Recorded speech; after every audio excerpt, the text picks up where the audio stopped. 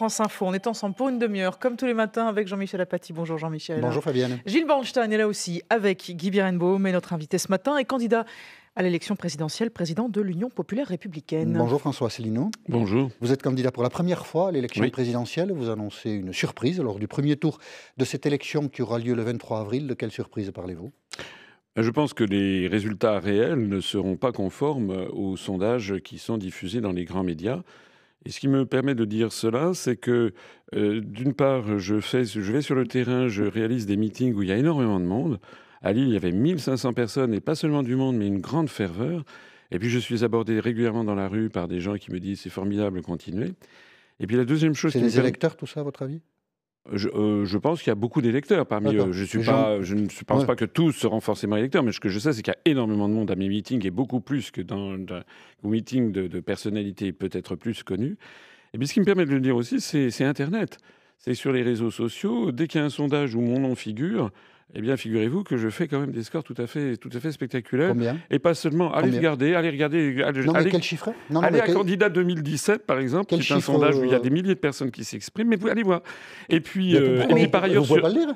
Non, je vais vous donner. Vous dites, on fait des chiffres tout à fait extraordinaires. Bah oui, donnez-nous-les, voilà, c'est tout simple. Eh bien, il se trouve, par exemple, sur ce site Candidat 2017, où il y a à peu près 5000 personnes qui votent chaque jour. D'accord. Eh bien, j'arrive en tête avec Mélenchon. Voilà. D'accord, bon, d'accord. Et je crois qu'on peut voter deux fois, pardon, monsieur Asselineau, je ne veux pas vous toucher, mais on peut voter 2 fois, 3 fois. Ah non, allez-y. C'est pour ça que je vous dis d'y aller, vous verrez que vous ne pouvez pas voter 2 fois. Et puis par ailleurs, il n'y a pas que ça, ma chaîne YouTube, par exemple, la chaîne YouTube de l'UPR, on a dépassé les 11 300 000 vues, alors que par exemple, celle de monsieur Macron en est, je crois, à 1,5 million. Donc une surprise... ce sont des sondages ce sont quand même des mouvements... indices. Ce sont des indices, voilà, qui me paraissent... Je ne dis pas qu'ils sont révélateurs nécessairement, qu'ils sont forcément statistiques, mais ils sont révélateurs de tendances de fond de la société française. Et alors justement, cette tendance de fond, vous l'avez évoquée lors de votre meeting à Lille, et je vous propose que nous vous écoutions. Quand je suis arrivé à Orly, je suis sorti, j'ai cru un instant que j'étais Madonna. Vraiment ? Oui, je suis arrivé, honnêtement, c'était le lendemain du débat. L'émeute ? Écoutez, moi j'ai connu quelque chose que je ne connaissais pas dans ma vie. D'accord. C'est arrivé dans un endroit public, un lieu public comme Orly, où il y avait plus de la moitié des gens qui se relevaient à mon passage, qui chuchotaient, qui voulaient prendre des selfies, venir me saluer, voilà. Et dans l'avion, tout le personnel de bord est venu me saluer. Et puis pendant le vol, il y a une hôtesse qui est venue me dire si vous avez été formidable hier au débat, on est tous derrière vous. Est-ce que je peux avoir un autographe ? C'est l'effet débat, donc. Je pense que le débat a joué un rôle important, oui, c'est vrai. D'ailleurs, ce débat a permis aux Français de découvrir qu'il n'y a pas 5 candidats, qu'il y en a 11, et que parmi les 6 autres candidats, ceux qui avaient été écartés de TF1, eh bien, il y en avait qui avaient des choses à dire, des choses intéressantes à dire. Alors, parmi ce que vous dites, votre grand projet, c'est le retour au franc. C'est l'un des projets, c'est de revenir, de créer un nouveau franc. Voilà. C'est tout de même important, nous sommes d'accord. Ah oui, c'est tout à fait essentiel. Voilà, c'était ce que je voulais dire. Pour changer concrètement de monnaie, on imagine qu'il faut du temps, il faut retirer les vieux billets en circulation, il faut en mettre des nouveaux, c'est-à-dire faire fabriquer du franc. Ma question est assez précise. À partir du moment où, par hypothèse, vous êtes en situation de le faire, à partir donc du 8 mai, combien de temps il vous faut pour que le franc soit concrètement dans nos poches et utilisable ? 1 an, 2 ans ? Ah non, honnêtement, c'est beaucoup plus facile de sortir d'une monnaie que d'entrer dans une monnaie. Parce que pour entrer dans la monnaie européenne, il avait fallu, rappelez-vous, pratiquement une décennie pour essayer de faire une convergence des économies. Non, mais il faut fabriquer des billets, il faut sortir les anciens, il faut mettre les nouveaux en circulation. Honnêtement, ça peut se faire très très rapidement. Ça a déjà été fait. Vous allez sourire, mais ça peut se faire en l'espace de 3 jours. Il suffit. Oui, d'accord. Oui, parce que fabriquer on va vérifier, c'est intéressant. Oui, non, attendez, 3 jours. Pas imprimer des nouveaux billets, mais ce qui se fait dans ce genre de situation, ce qui s'est déjà fait de nombreuses fois, par exemple lors de l'éclatement de la couronne austro-hongroise, vous savez, toutes les monnaies plurinationales de l'histoire ont éclaté. Par exemple, l'Empire austro-hongrois, par exemple l'Union soviétique, etc. Et à ce moment-là, très rapidement, on crée des monnaies. Alors, l'affaire des billets est presque un détail, mais ça n'est pas tout à fait un détail. Ce qui se passe dans ce genre de situation, en cas d'urgence, c'est que pendant un week-end ou pendant 4 ou 5 jours, on met des coups de tampon ou des timbres secs sur les billets existants, par exemple dans les banques qui travaillent par exemple plusieurs week-ends, et puis qui montrent que ce sont des billets qui sont devenus des billets de francs, le temps d'imprimer des nouvelles coupures. Vous n'avez pas peur que ça affole les gens, que je sais pas... Non, mais moi, ce qui devrait affoler... C'est compliqué de toucher à la monnaie, il faut avoir des preuves. Il faut que ça soit fait sérieusement, autrement qu'avec des tampons. Non, mais après le temps... Mais c'est ce qui s'est fait très souvent, c'est ce qui s'est fait dans ce genre de situation. L'Empire austro-hongrois, mais... Ben, c'était au début du XXe siècle, mais je peux vous dire, écoutez, toutes les monnaies... Attendez, au-delà de ce détail, pourquoi toutes les monnaies plurinationales de l'histoire ont-elles explosé? C'est quand même ça la réalité. En réalité, une monnaie, c'est une solidarité nationale éprouvée par un peuple. Et on n'en sort pas. Le problème qui se pose avec l'euro, c'est pas d'en sortir, c'est d'y rester. Parce que le débat n'a jamais eu lieu encore pendant cette campagne. C'est vrai que c'est un débat technique, mais il faut savoir qu'actuellement, on assiste à une divergence considérable des soldes Target 2. Est-ce que je peux vous montrer ceci? Vous pouvez. Je peux vous montrer ça. C'est un graphique que tous les Français devraient avoir à l'esprit. On a ici l'évolution depuis l'entrée de l'euro. Ça, c'est le solde de la balance des paiements courant à l'intérieur de la zone euro au bénéfice de l'Allemagne. Et ça, c'est au détriment de l'Italie et de l'Espagne. Donc il faut savoir qu'il y a 800... Ça monte beaucoup pour nos auditeurs, ça monte beaucoup du côté des Allemands. Ça veut dire quoi? Ça veut dire qu'avec la même monnaie que nous, ils sont meilleurs. Mais ce n'est pas un problème de monnaie, c'est un problème de compétence de l'économie. Non, c'est un problème de monnaie parce que vous avez beau dire que les Allemands, les Grecs, les Italiens, les Espagnols doivent avoir la même monnaie, vous ne ferez pas en sorte de changer comme ça, par un coup de baguette magique, les Grecs, les Espagnols en allemand. C'est Marine Le Pen qui vous l'a donné parce qu'elle montre assez souvent le même genre de courbe. Non, mais Madame Le Pen, d'abord, n'y connaît rien. Deuxièmement, elle demande à Monsieur Philippot de venir copier, mais tout le monde le sait, de venir copier un certain nombre de mes informations. Nous avons à l'UPR, notre responsable des questions monétaires, excusez-moi de le souligner, Vincent Brousseau, normalien, docteur en maths et docteur en économie, a passé 15 ans à la BCE et 6 ans au service de la politique monétaire. Moi, je sais de quoi je parle. Et moi, je suis un Français. Je suis français, je suis père de famille, j'ai un appartement à Paris. Quel rapport avec la monnaie unique? Eh ben, le rapport, c'est que je ne suis pas... si je propose aux Français de sortir de l'euro, c'est pas par fantaisie. C'est parce que j'ai peur pour mes économies et que je veux voir baisser le chômage. Parce que notre monnaie actuelle est une monnaie surévaluée. Nous ne pouvons pas, sur longue durée, avoir la même monnaie que l'Allemagne. Ça creuse nos déficits commerciaux, ça fait exploser les excédents commerciaux de l'Allemagne, et surtout, notre monnaie étant trop chère, ça fait augmenter continuellement le chômage. Moi, si nous sortons de l'euro pour recréer un franc qui perdra 10%, nous allons faire baisser de 1 à 2 millions le nombre de chômeurs. Quand on n'avait pas la même monnaie que l'Allemagne, les choses n'allaient pas mieux. Ah si, il avait entre le marque et le franc, on dévaluait tout le temps et il réévaluait tout le temps. Oui, mais c'était... Si vous avez de la mémoire, et sans doute vous en avez, vous ne pouvez pas me contredire. C'est exact, mais c'était pendant les 30 Glorieuses où les Français... Non, par les années 80-90. Mais écoutez, nous avons vu... Mais attendez, allez donc dire aux Grecs et aux Espagnols et aux Italiens... vous parlez des différences de monnaie. Quand les Allemands avaient le marque et nous le franc, ça n'allait pas mieux. Si, parce que ça, je persiste ici, ça a été pendant la période des 30 Glorieuses. Et les Français se sont très bien portés. Nous avons vu le chômage exploser depuis l'euro et ça va continuer. Et cette discussion reprend dans une minute. Il est 8h41, Léo Chapuis pour l'essentiel. On ne sait toujours pas qui est à l'origine de l'attaque de Dortmund. Aucune revendication pour l'instant. Ce qui est sûr, c'est que ce sont bien les footballeurs qui étaient visés hier soir. 3 explosions au passage de leur bus qui les emmenait au stade pour affronter l'AS Monaco en quart de finale de la Ligue des Champions. Un joueur et un policier ont été blessés dans cette attaque. Le match doit en principe se jouer ce soir à 18h45. Dans l'actualité aussi, la mise en examen de 3 joueurs de rugby de Grenoble. Ils sont soupçonnés d'avoir violé une jeune femme rencontrée en discothèque à Bordeaux après un match de championnat.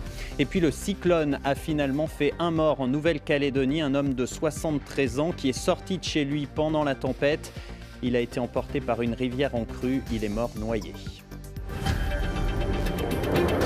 France Info. L'été politique ce matin sur France Info, c'est François Asselineau et la question c'est vous, Gilles Bernstein. Alors vous trouvez donc que l'euro est trop cher. Si on sort de l'euro, vous estimez que la dévaluation du futur franc par rapport à l'euro sera de 10%. Pourquoi 10%? D'où vous sortez cette évaluation? Enfin, d'où ça vient?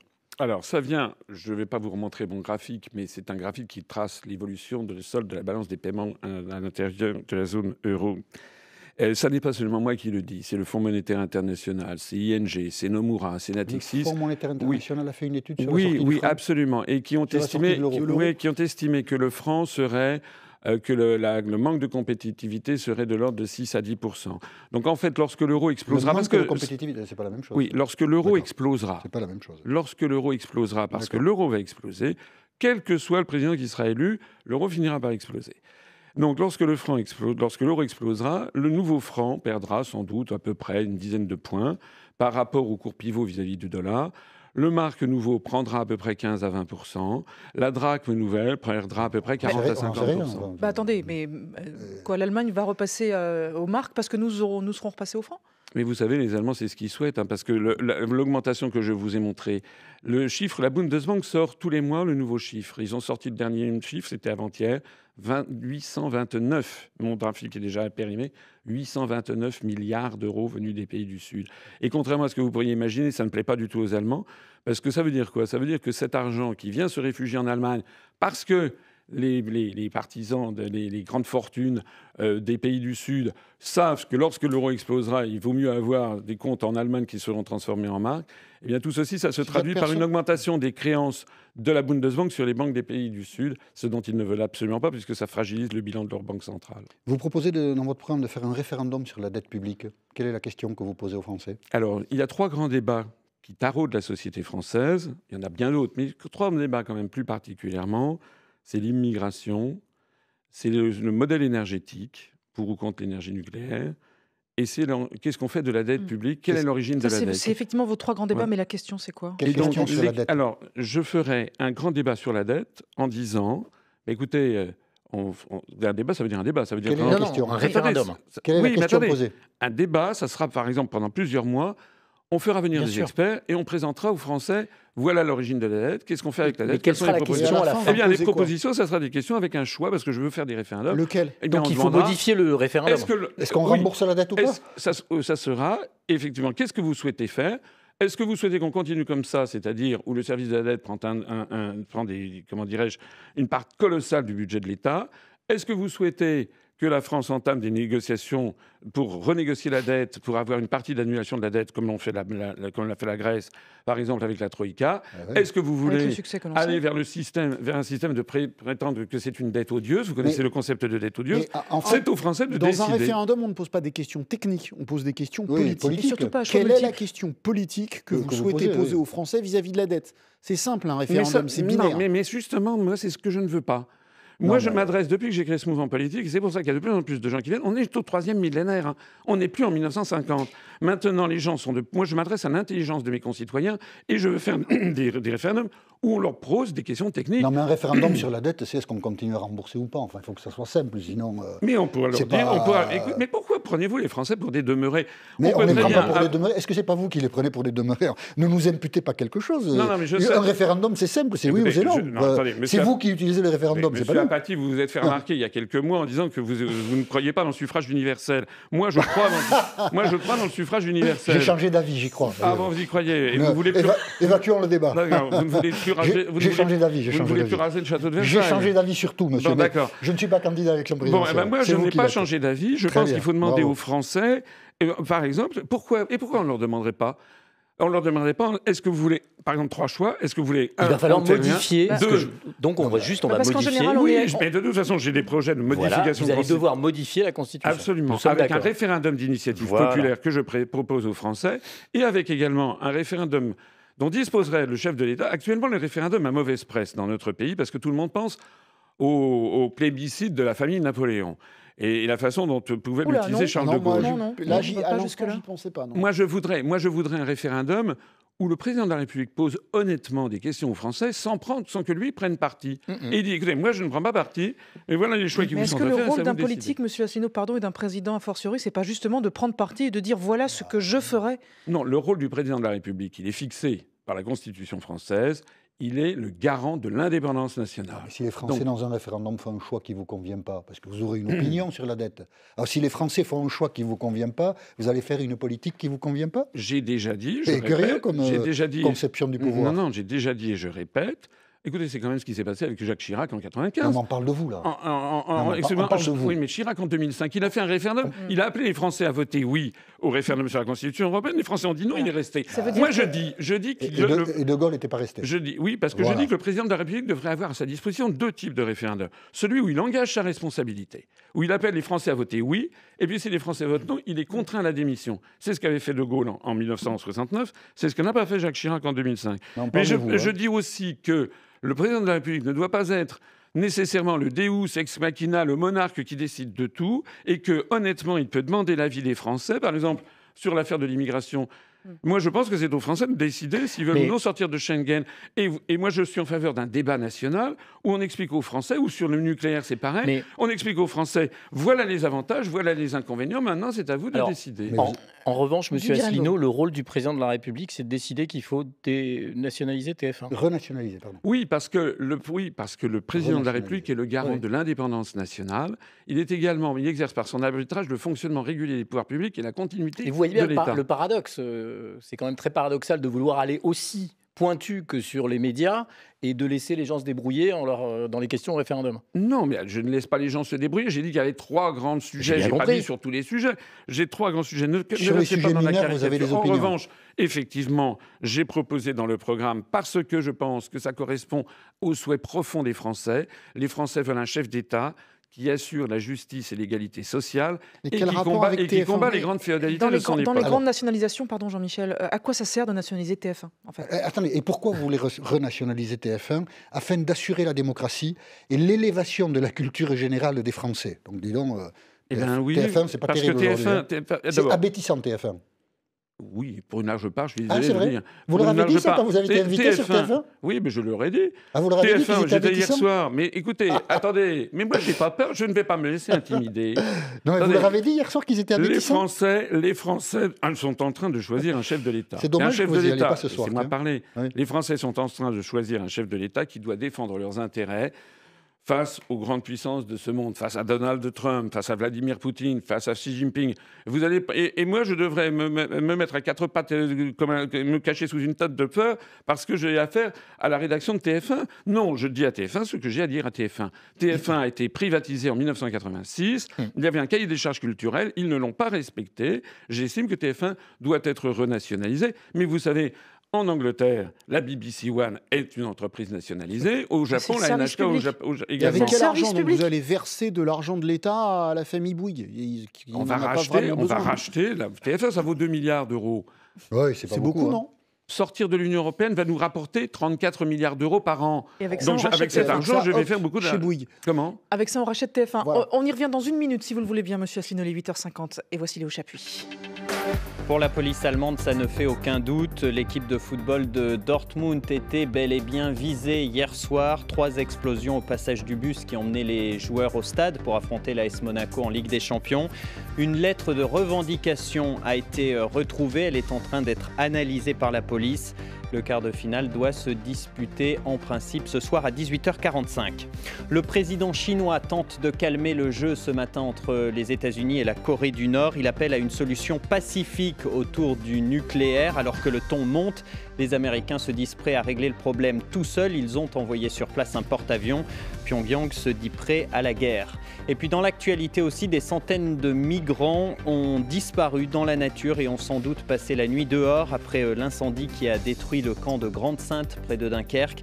Sur les 1500 réfugiés, 1 millier ont été accueillis dans des gymnases. Certains vont commencer à partir d'aujourd'hui à être transférés dans des centres d'hébergement partout en France.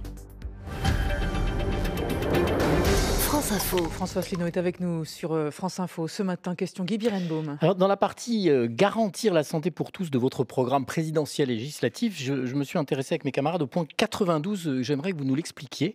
Engager des poursuites judiciaires contre les officines et les sociétés orchestrant de grandes peurs collectives à des fins d'extorsion de fonds publics. Je n'ai pas tout à fait compris de quoi il était question. Oh, c'est très simple. Je visais tout particulièrement le scandale qui a concerné le Tamiflu. Voilà. Vous vous rappelez ces grandes pandémies qu'on nous a fait valoir, notamment sur l'affaire de la prétendue grippe aviaire, puis la prétendue grippe porcine. Je rappelle que successivement, à 3 ans d'écart, le gouvernement de Dominique de Villepin avait acheté pour 180 millions de doses de Tamiflu et qui n'en servit de rien. Et ça, c'était sur fonds publics. Et puis, 3 ans après, c'était Mme Roselyne Bachelot qui avait acheté pour 1,8 milliard de doses de Tamiflu, c'est-à-dire le budget de l'INSERM. Et bien moi, je dis que là-dedans, ça nécessite qu'il y ait des enquêtes qui soient menées, parce qu'on sait que tout ceci a été très largement orchestré par des entreprises qui orchestrent des familles. Et vous voyez d'autres grandes peurs collectives, puisque c'est votre expression, qui pourrait amener de façon plus générale, je pense qu'il faut il faut soustraire les grandes décisions de la santé au poids des laboratoires pharmaceutiques, qui ont pris un poids excessif et qui nous entraînent parfois dans des déficits abyssaux. Moi, vous savez, je suis quelqu'un de sérieux. Les propositions que je fais, c'est qu'elles sont fondées sur des D'où faits. la question qu'on vous pose. Eh bien oui, elles sont fondées sur des faits. Nous devons à la fois rétablir la France, parce que moi, lorsque je propose, par exemple, de porter le SMIC à 1 300 € par mois, lorsque je propose qu'il y ait un minimum vieillesse absolu de 950 € par mois. Enfin, je vous demandais quelles autres grandes peurs collectives vous envisagez. On parle du SMIC. Eh bien, oui, mais j'aimerais, parce que le temps passe, je vous ai répondu, j'aimerais par exemple que l'on engage des poursuites contre le laboratoire Roche et que l'on voit ce qui s'est passé. Et également contre les entreprises comme Hill & Knowlton ou Burson Marsteller, qui appartiennent au groupe américain WPP, au groupe anglo-saxon, et qui sont spécialisés dans ce genre d'opérations. On vous accuse aussi souvent, monsieur Asselineau, de favoriser des thèses complotistes. Vous avez déclaré sur TF1 « J'en ai assez de cette chasse aux complotistes qui stigmatise les Français qui ont le droit d'avoir des doutes. » Oui, c'est le principe même des doutes. C'est le principe même du doute. Vous savez, Attends, excusez-moi. On ne va pas parler de la philosophie du doute, mais de quoi vous doutez, vous, François Asselineau ? Eh bien, par exemple, de l'affaire syrienne. Là, on nous annonce d'un seul coup que Bachar el-Assad aurait gazé des enfants. Et vous n'y croyez pas ? Eh bien, moi, je dis que nous n'en savons rien. Je dis que l'expérience antérieure nous donne, nous savons, le chat est chaud des crains l'eau froide. Regardez ce qui s'est passé avec l'affaire des armes de destruction massive qui étaient prétendues être de Saddam Hussein. C'était pas de l'eau froide, là, c'est pas très habile. Oui, mais attendez, il y avait des armes de destruction massive chez Saddam Hussein ou pas ? Non, mais attendez, en 2003, je suis désolé. Il y a des armes chimiques chez Saddam Hussein ou pas ? Eh bien, écoutez, chez Bachar el-Assad, moi, ce que je sais chez Bachar el-Assad, c'est qu'il y a eu l'affaire de la Ghouta, le massacre de la Ghouta en août 2013. Oui. Eh bien, le rapport très récent, 4 ans après, du MIT, c'est-à-dire l'institution la plus prestigieuse des États-Unis, a conclu que très probablement, en fait, ça venait des zones rebelles.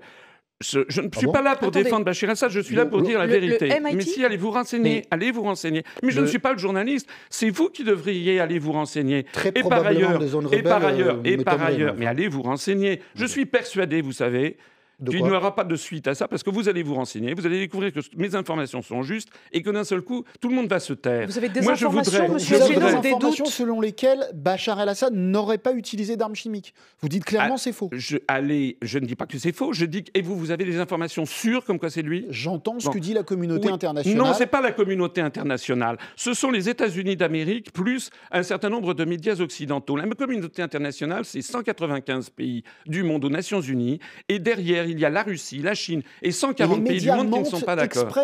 Je ne dis pas que les médias mentent, je dis qu'en l'espèce, les États-Unis d'Amérique, M. Trump a envoyé des missiles sur la Syrie, il n'en a pas le droit au regard du droit international. Il n'y a pas d'État qui a le droit de se faire justice soi-même. Sinon, c'est la loi de la jungle. Et il n'y a pas d'État qui a le droit de tuer toute une partie de son peuple. C'est exact, mais ça, il faut encore le prouver. Vous pensez que les massacres en Syrie... Mais encore une fois, en 2003...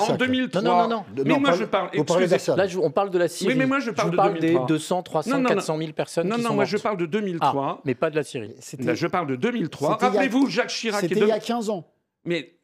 je peux parler ou pas? Sinon, bien sûr. Mais on peut vous poser des questions. En 2003, il y a eu des armes prétendues de destruction massive. C'est pour ça qu'il y a eu la guerre contre l'Irak. Rappelez-vous, le secrétaire, M. Colin Powell, secrétaire d'État, qui à l'ONU avait osé agiter une fiole en disant c'est le bacille du charbon. Les États-Unis sont intervenus, avec d'ailleurs une partie des États membres de l'Union européenne, mais pas la France, parce que Jacques Chirac avait dit non, justement parce qu'il n'y avait pas assez de preuves. Le résultat, après 10 ans, c'est quoi? Il n'y avait jamais eu d'armes de destruction massive. Les seuls qu'on avait, c'était les États-Unis eux-mêmes. 2, il y a eu plus d'1 million de morts, et c'est un pays ruiné, et c'est un pays où se développe le terrorisme. C'est ça que vous approuvez? Eh bien, sur l'affaire syrienne, il y a eu la destruction des armes chimiques qui a été faite en Syrie à la demande de la Russie et avec le contrôle des Nations Unies. Est-ce que tout a été détruit? Je n'en sais rien. Mais vous non plus, vous n'en savez rien. Et vous voulez m'intimider pour dire que... Pas du tout, vous voulez m'intimider pour me dire que les États-Unis ne vous intimider, monsieur. C'est une tentative vaine à laquelle personne ne veut vous intimider. Non, parce que je suis comme l'aurait été Charles de Gaulle en l'espèce. Je ne me laisse intimider par personne. Moi, je suis pour que la France soit le porte-parole du droit international. Le droit international n'est pas à géométrie variable. Est-ce que ça veut dire, du coup, vous parlez qu'il faut de renouer avec une politique de paix dans votre programme, est-ce que ça veut dire qu'il faut parler avec Bachar el-Assad? Vous dites qu'il faut parler avec les Russes, avec la Turquie, on parle avec Bachar aussi. La solution, elle peut venir de Bachar. On parle avec tout le monde. D'ailleurs, écoutez, il y a encore une dizaine de jours, c'était pas moi qui le disais, c'était le président des États-Unis soi-même, qui, soit dit en passant, me paraît être une espèce de Tsipras américain, c'est-à-dire qui fait un revirement complet par rapport à ses promesses électorales. Moi, je veux effectivement qu'on parle avec tout le monde. On va quand même pas en lancer la France, par exemple, dans un risque de guerre avec, à terme, la Russie, qui est quand même la deuxième puissance nucléaire mondiale. Dernière question, hyper vite. Oui, en cas de deuxième tour, Marine Le Pen et Emmanuel Macron, qui est l'hypothèse la plus couramment admise aujourd'hui, qu'est-ce que vous faites? Je pense que d'abord, ça ne sera pas le deuxième tour, ça n'opposera pas Mme Le Pen à M. Macron. D'ailleurs, bien audacieux celui qui peut savoir qui oppose qui sera présent au deuxième tour. Si c'était le cas, vous pourriez voter pour Marine Le Pen? Écoutez, je verrai. Vous ne l'excluez pas? Vous l'excluez pas? Si j'étais Madame Le Pen, je ne ferais pas ce que je fais. Madame Le Pen. Non, c'est pas la question. Vous êtes pas. Mais Madame Le Pen ne propose pas de sortir. Si vous étiez Françoise, Madame Le Pen ne propose pas de sortir de l'Union européenne. Et par ailleurs, Madame Le Pen a toute une volée de son programme qui est l'antithèse de. Vous n'excluez pas de voter pour Madame Le Pen au deuxième tour? Si, tout à fait. J'exclus de voter pour Madame Le Pen au deuxième tour. C'est dit. Merci, monsieur. Et merci à tous. On se retrouve demain.